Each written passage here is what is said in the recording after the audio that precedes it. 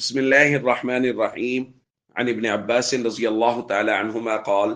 نهى رسول الله صلى الله عليه وسلم أن يتنفس في الإناء أو ينفخ فيه رواہ ابو داود۔ ابن عباس رضی اللہ تعالیٰ عنہما سے مروی ہے کہ رسول اللہ صلی اللہ علیہ وسلم نے برتن میں سانس لینے یا اس میں پھونک مارنے سے منع فرمایا ہے۔ دوستو، کل کے درس میں ہم نے بات کی تھی کہ کسی بھی پینے کی چیز کو 3 سانس میں پینا چاہیے۔ نبی کریم صلی اللہ علیہ وسلم نے اس کی ترغیب بیان فرمائی ہے، اور آج سانس لینے کے بھی آداب کو بیان کیا جا رہا ہے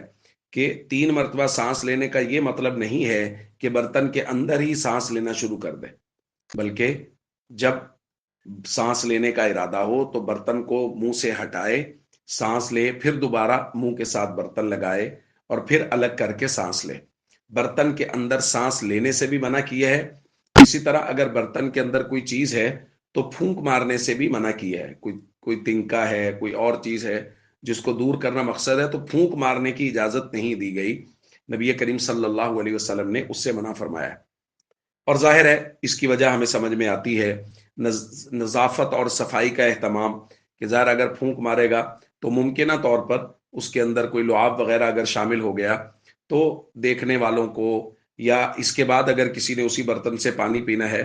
تو اس کو وہ عجیب محسوس ہوگا، برا لگے گا، اس وجہ سے منع کیا گیا ہے۔ اور بھی بے شک بہت ساری وجوہات ہیں، چونکہ نبی کریم صلی اللہ علیہ وسلم نے منع فرمایا ہے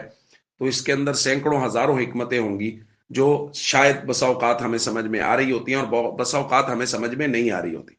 اس لیے اس بات کا خیال کرنا چاہیے کہ جب سانس لیں تو برتن کو چہرے سے ہٹائیں اور پھر سانس لیں، اور اسی طرح برتن کے اندر پھونک مارنے سے بھی نبی کریم صلی اللہ علیہ وسلم نے منع فرمایا ہے۔ السلام علیکم ورحمۃ اللہ وبرکاتہ۔